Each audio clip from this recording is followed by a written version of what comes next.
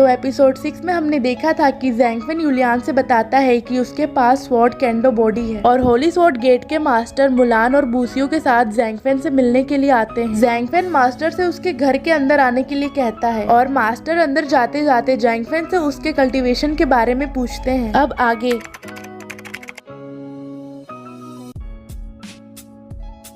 Master ज़ैंगफेन को देखकर मन ही मन सोचते हैं कि मेरी कल्टीवेशन लेवल के साथ तो मुझे सीनियर की स्पिरिचुअल एनर्जी जरा भी फील नहीं हो रही। शायद ऐसा इसलिए हो रहा है क्योंकि इनकी कल्टीवेशन लेवल बहुत ज्यादा एडवांस है। फिर वो ज़ैंगफेन से बोलते हैं कि सीनियर, मैंने नहीं सोचा था कि आपकी कल्टीवेशन लेवल इतनी ज्यादा हाई होगी। क्या ऐसा इसलिए है क्योंकि आपने रियल्म का ओरिजिनल नेचर तक कल्टीवेट कर लिया है? ज़ैंगफेन को समझ में नहीं आता है, फिर भी वो मुस्कुराते हुए बोलता है हाँ शायद। फिर वो मन ही मन सोचता है कि ये कौन से रियल्म का ओरिजिनल नेचर के बारे में बात कर रहे हैं। मेरे पास तो कोई भी कल्टीवेशन लेवल ही नहीं है। हम देखते हैं कि यूलियान अपने स्पिरिट एनर्जी को अवेक करने के लिए ज़ैंगफेन के स्वॉर्ड विल को फील करने की कोशिश करती है और पेड़ के नीचे बैठकर मेडिटेट करती है। ज़ैंगफेन यूलियान को दिखाते हुए मास्टर को बताता है कि ये मेरी डिसाइपल है और अभी ये मेरे स्वॉर्ड विल को फील करने की कोशिश कर रही है, तो हम लोग इसे अभी डिस्टर्ब नहीं करते हैं, आप लोग इस तरफ आए। फिर मुलान बूसियो और मास्टर ज़ैंगफेन के रेसिडेंट को अच्छे से देखते हैं और बूसियो बोलती है कि सीनियर का रेसिडेंट तो बिल्कुल डिवाइन प्लेस की तरह है। फिर मास्टर बोलते हैं ये चौंकने वाली बात है, ऐसा दृश्य तो सिर्फ उन एशियन केव्स में ही देखा जा सकता है। फिर ज़ैंगफेन बोलता है ये जगह अभी भी पहले जैसा ही है, बदकिस्मती से यहाँ की सॉइल बंजर और जमीन फ्लैट है, इसलिए मैं स्वॉर्ड क्यूआई को इन्फ्यूज करने के बाद सिर्फ इतना ही कर पाया। फिर मास्टर ज़ैंगफेन से उस वुडन स्टैचू के लिए थैंक यू बोलते हैं और बोलते हैं इसने हमारी बहुत हेल्प की है और होली स्वॉर्ड गेट को बड़ी मुसीबत से बचाया है और आज मेरे यहाँ आने का कारण आपको थैंक यू बोलना ही है और मैं आपको थैंक यू गिफ्ट देना चाहता हूँ, प्लीज आप इसे एक्सेप्ट कर लीजिए। और वो अपने साथ लाए एक पोटली ज़ैंगफेन को दे देते हैं और ज़ैंगफेन उसे देखने लगता है और उसके अंदर से एक लाइट बाहर आ रही होती है। फिर ज़ैंगफेन उसके अंदर से एक चमकीली स्वॉर्ड और सुनहरी सॉइल निकालता है। मास्टर बताते हैं कि ये डिवाइन रेस्टिंग सॉइल है और इस सैक्रेड सॉइल को मेरे एंसेस्टर्स लैंड ऑफ इमोर्टल से लाए थे। आप इसे डिवाइन मेडिसिन को कल्टीवेट करने के लिए यूज कर सकते हैं और ये स्वॉर्ड हम लोग के होली स्वॉर्ड सेक्ट का प्रीसियस ट्रेजर है और इसका नाम द डिवाइन वर्मिलियन स्वॉर्ड है। तभी ज़ैंगफेन मन ही मन सोचता है ये बुढ़ा मुझे अचानक से अपने सेक्ट का प्रीसियस ट्रेजर क्यों देना चाहता है, कहीं इनके बदले ये मुझसे कोई फेवर तो नहीं मांगेगा, पर अभी तो मैं इस हाउस को छोड़कर कहीं भी नहीं जा सकता हूँ। और वही मास्टर भी मन ही मन सोचते हैं कि कहीं ऐसा तो नहीं कि सीनियर को ये ट्रेजर कुछ खास पसंद नहीं आया, पर मेरे पास इनसे ज्यादा प्रीसियस चीज कुछ भी नहीं है। और मास्टर ज़ैंगफेन से हाथ जोड़ते हुए बोलते हैं प्लीज सीनियर इसे एक्सेप्ट कर लीजिए। फिर ज़ैंगफेन मन ही मन सोचता है ये सॉइल तो एक अच्छा फर्टिलाइजर हो सकता है। तभी वो मास्टर से बोलता है पर ये तो सेक्रेट सॉइल है ना जो आपके एंसेस्टर्स लाए थे। तभी मास्टर बोलते हैं मैं ये आपको डेडिकेट करना चाहता हूँ और ज़ैंगफेन उनके गिफ्ट को एक्सेप्ट कर लेता है और बोलता है अगर ऐसी बात है तो ठीक है, मैं इसे एक्सेप्ट कर लेता हूँ, ये वेजिटेबल्स को प्लांट करने में अच्छा काम आएगा। और ये सुनकर मास्टर की आँख खुली की खुली रह जाती है और वो सोचते हैं मैंने जैसा सोचा था ये एक सुप्रीम मास्टर है, ये डिवाइन सॉइल को वेजिटेबल को प्लांट करने के लिए यूज करेंगे। पर फिर भी कोई नहीं, ये अच्छी बात है कि इन्होंने मेरे गिफ्ट को एक्सेप्ट कर लिया, फ्यूचर में इनसे कोई भी फेवर लेने में आसानी होगी। फिर ज़ैंगफेन उनसे बोलता है आज मैंने एक बुल डिमन को मारा है और मैं उसे अभी पका ही रहा था, आप यहाँ थोड़ी देर और डिनर के लिए रुक जाइए। और मास्टर बोलते हैं ठीक है,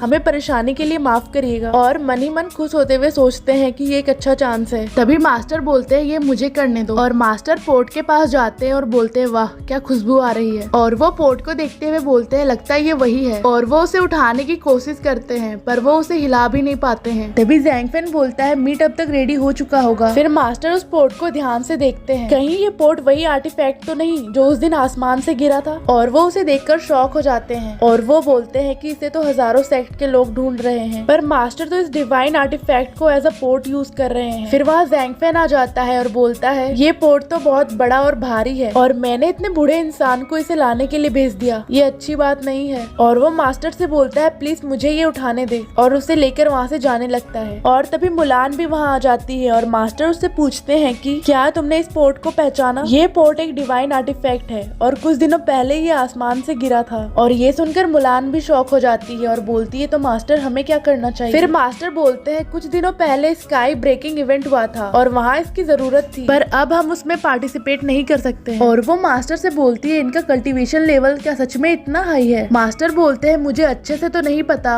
पर ये अर्थ इमोर्टल लेवल पे तो जरूर होंगे। और वहीं ज़ैंगफेन उस पोर्ट को बड़े मजे से ले जा रहा होता है। और वहीं मास्टर बोलते हैं कि मैं शौक नहीं हूँ, पर मैं अभी तक इनका रियल स्पिरिट एनर्जी स्ट्रेंथ नहीं पहचान पाया हूँ। और वहीं मुलान शॉक हो जाती है और बोलती है क्या आपने बोला अर्थ इमोर्टल? थैंक गॉड कि हमने उस डॉग को चेस करते वक्त इनको ज्यादा ऑफेंड नहीं किया, नहीं तो उसका अंजाम बहुत बुरा हो सकता था। और वहीं ज़ैंगफेन मीट को प्लेट में सर्व कर देता है और बोलता है ये रेडी हो चुका है, आप लोग आए और इसे ट्राई करके देखें। मास्टर मुलान से बोलते हैं कि अभी के लिए ये अच्छा होगा कि ये जैसा कह रहा है हम वैसा ही करें। फिर वो तीनों उस मीट को टेस्ट करते हैं और उनको वो बहुत पसंद आता है। मास्टर उसके टेस्ट में खो जाते हैं और खुश होते हुए बोलते हैं मेरा स्पिरिचुअल एनर्जी तो बहुत स्ट्रॉन्ग हो गया है। वहीं बूसियो भी खुश होकर बोलती है इसका टेक्सचर तो बहुत अच्छा है और मीट में फ्लेवर बहुत अच्छा आ रहा है। वहीं मुलान भी खुश होकर बोलती है कि ऐसा लगता है मैं मीट के नदी में हूँ। वो लोग पेट भर के खा लेते हैं। उसके बाद मास्टर खुश होते हुए बोलते हैं सीनियर आपके हॉस्पिटैलिटी के लिए थैंक यू, पर अब हम लोग यहाँ से चलते हैं। और ज़ैंगफेन अंगड़ाई लेते हुए कहता है आप लोग यहाँ कभी भी आ सकते हैं। और मास्टर बोलते हैं हाँ जरूर, हम लोग यहाँ जल्दी ही आएंगे। और तभी मास्टर की स्पिरिचुअल एनर्जी अवेक हो जाती है और वो बोलते हैं मैंने बिना जाने गॉड ट्रांसफॉर्मेशन रियल्म में ब्रेक कर लिया। और ये देखकर मुलान चौंक जाती है और बोलती है मास्टर आपने तो। फिर मास्टर बोलते हैं ये कोई सरप्राइज करने वाली बात नहीं है, सीनियर का रेसिडेंट तो स्पिरिचुअल एनर्जी और स्वॉर्ड क्यूआई से भरा हुआ है और अभी अभी हमने डिवाइन आर्टिफैक्ट में बना हुआ मीट भी तो खाया और इन सब के कारण मुझे लगता है मेरा स्पिरिचुअल पावर इतने कम समय में रिफाइन हो गया और ये होना नेचुरल है। और वो लोग वहाँ से चले जाते हैं। थोड़ी देर बाद हम देखते हैं ज़ैंगफेन डिवाइन सॉइल को सब्जियां उगाने के लिए जमीन में डाल देता है और वो बोलता है हम लोग इस फर्टिलाइजर से अलग अलग तरह के वेजिटेबल्स और फ्रूट उगाकर खा पाएंगे। और तभी उसकी नजर पेड़ पे लटकी हुई एक बड़ी सी चमकती हुई फ्रूट पर जाती है और वो बोलता है ये फ्रूट तो चमक रही है और चौंकते हुए बोलता है असल में ये तो गिनसेंग फ्रूट ट्री है। और तभी वो एक इंसान की परछाई जैसी बन जाती है। ज़ैंगफेन उसे देखते हुए बोलता है वहाँ पर एक इंसान क्यों है? और डीमन डॉग भी डरते हुए बोलता है ये तो एक घोस्ट है। और यूलियान भी चौंकते हुए बोलती है कि ये तो एक ह्यूमन बन गया। और ज़ैंगफेन बोलता है इस फर्टिलाइजर को ऐड करने के बाद ही ये ऐसा बन गया, कहीं ये पेड़ एक स्पिरिट तो नहीं बन रहा। और तभी यूलियान बोलती है ये सिर्फ एक स्पिरिट ही नहीं बन रहा बल्कि ये इमोर्टल क्यूआई को भी कलेक्ट कर रहा है।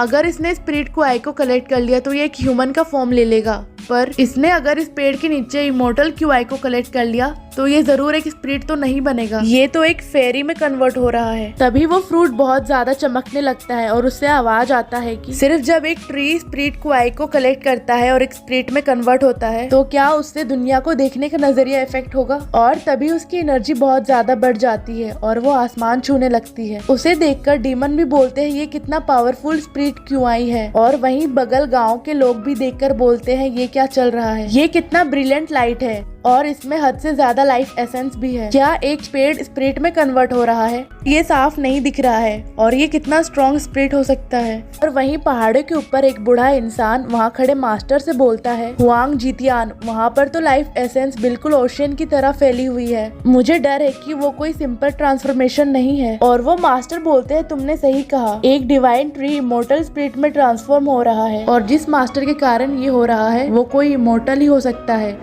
और इसी के साथ ये एपिसोड यहीं पर खत्म होता है।